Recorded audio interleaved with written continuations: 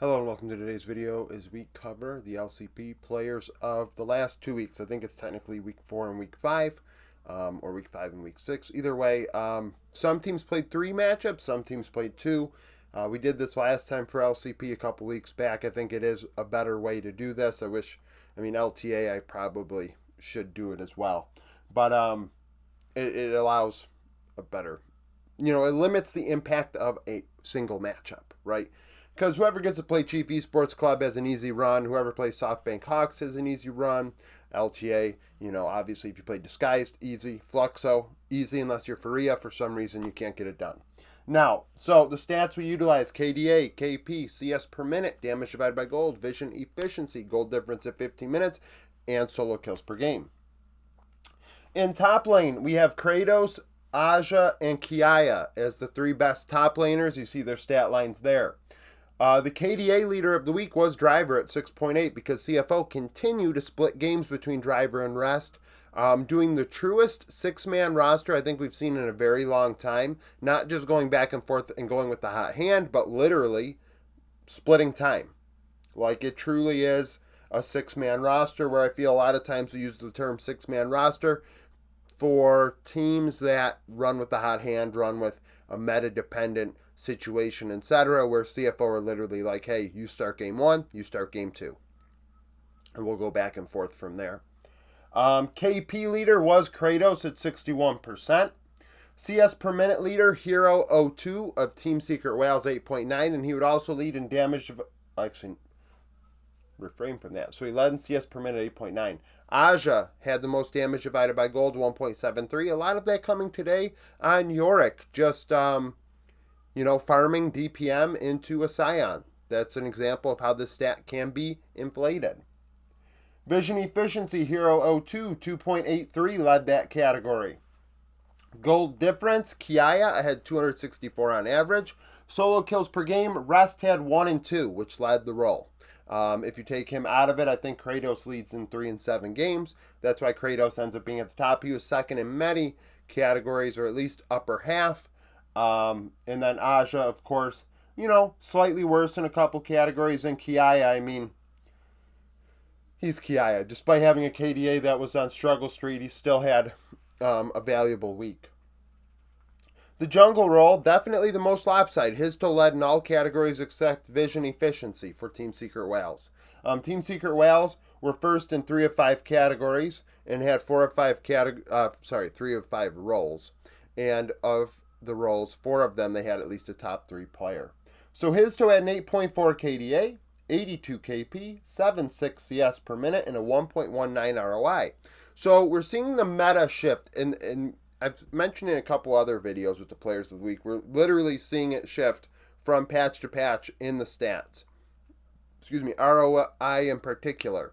We're seeing it start to draw back as the jungle role becomes more of a traditional jungle role, where we've seen, more facilitator-oriented picks, more tankier picks. And really there's less ROI even coming out of the mid lane, as well as we're seeing the game start to get longer because of the Baron changes and grub changes, etc. Really, even actually the grub changes in particular, taking away one fight in the early game that we were seeing prior. As well as lane swaps. A lot of teams tried to attempt dives, etc. in lane swap situations to try and better maximize those opportunities. Vision efficiency leader was Karsa at 4.85 and third. Second was Junja. 928 gold lead on average for Histo, and then Histo and Junja both had 1 solo kill in 4 games, the only junglers with 1. Mid lane, almost all categories are represented except vision efficiency again. Hong Q was first, followed by Ares and Dyer. Ares winning tiebreaker because he led in 2 categories, and Dyer just in 1. KDA leader was Dyer with 10, but he gave up in like a KP situation at 62%. Ares had an 83% KP, which is obviously very involved, in a 9.1 CS per minute. What does that say? That says Gam made sure, hey, if we're fighting, Ares has to have resources, and we have to make sure we're fighting around him. we saw today in a Game 3 situation where Betty kind of took over, but Arrest playing Syndra for the first time was interesting. And he also played Smolder in this series as well.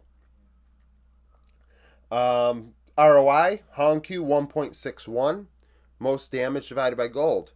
That's an example once again. There's less damage coming out of the mid lane, at least in the LCP, and we're seeing it start to come down in other regions as well. Vision efficiency, Aria of DFM 3.79. Gold difference, Honku up 1,035 on average. That is a diffy for sure. 5 solo kills in 4 games also led his role. In terms of those 3 roles, by the way, Ray, Farkey, Courage, and Fate were all in last. So that's a thing. Bot lane. So Eddie Taki takes both 1 spots. Team Secret Whales, like I said, great week. They've moved up to 9th or 8th in my power rankings for minor regions. That team continues to get better, and that is a team that at the end of the season I am anticipating going to Worlds. They just continue to get better. Talon and Gam. I don't know where their hands have gone, but they are at an age now where their hands could just disappear. And Team Secret Whales seems to be a team that very well could be the second best team in the LCP. So bot lane, Eddie, 21.8. He may have only died once across 2 or 3 series this past week. 21.8 is hard to do with more than 1 death. He's followed by Betty and Doggo. KP leader was Style at 89%. We saw a Viking split time. First series, Shogun struggled in game 1, very passive. And then Style came in. And ironically enough, Style playing the Senna, Shogun is not a big Senna player. And it's kind of funny we say that because today, I think he had a Penta on Senna, if I recall. I haven't quite watched back that game yet, but I have seen some, messages about him getting a Penta today. And I know when I did these stats, he did have Senna. So there is that. Going to show this video is 100% stats based all the time, as I haven't watched all these games yet. Gonna make up for them later. CS per minute 10.1 for Doggo, leading his role. ROI Style 2.04. Only played 2 of 5 or 6 games, so that's gonna happen. 2 of 6, I think. Vision efficiency Betty 3.68. It's a lot of vision. Gold difference, Doggo up 1,004. Put that together with Honku, that's 2,039. Junja 247. That's 1,286. I mean, you're looking at 2286. Sorry, so 2286 gold lead between 3 roles for CFO. I mean, they played Chief and DFM, I think, so that's gonna happen. It's gonna happen. Solo and 2v2 kills. Eddie had 4 in 4 games.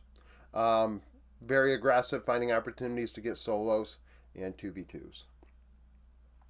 Support, Taki tops the charts, followed by Harp and Woody. Harp had a week that only could be boosted by his stat line. Harp continuously ends up being one of the top 3 supports, despite being on a very bad team. Efficiency-wise, he's usually pretty good in ROI or vision efficiency. It is what it is. Whether you think he's good or bad, the stats speak for themselves. So KDA, Kaiwing 7.4 for CFO. KP, Woody had an 85 KP, very involved in talent success. Damage divided by gold, Sulong of Vikings 0.83. We're also seeing the support role now scale back into the more traditional support sense.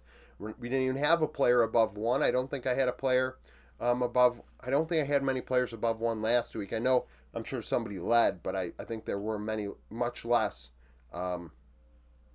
supports with more damage than gold, especially in, I think, LCK, LPL, as we're seeing the meta change. Vision efficiency, Harp, 2.3 vision score per ward placed. Very efficient in finding the enemy. Gold difference, up 592. Taki, so we take him and Eddie. That's like 1,279 or so. Plus his toe, 2,100, plus Dyer, about 2,600 gold lead for Team Secret Whales on average at 15 minutes. CFO and TSW just dominated this week. Solo and 2v2 kills, Luan and Harp were the only 2 with 1, which helped Harp's stat line. Luan had 1 in 4 games, so he led the role. Violet and Gang took last place in ADC and support. So, LCP players of the last couple weeks. First team, Kratos, Hizto, Honku, Eddie, Taki. Second team, Aja, Junja, Arrest, Betty, Harp. Third team, Kiaya, Karsa, Dyer, Doggo, Woody. So we're seeing, 4 of 5 roles represented by talent in here. We're seeing 3 CFOs, 2 GAMs. Yeah, so, an interesting group of guys. So thank you for watching. If you like this video, like it, subscribe to the channel for daily League of Legends content. Follow me on Twitter, join the Discord, become a YouTube supporter, and hope to see you again tomorrow.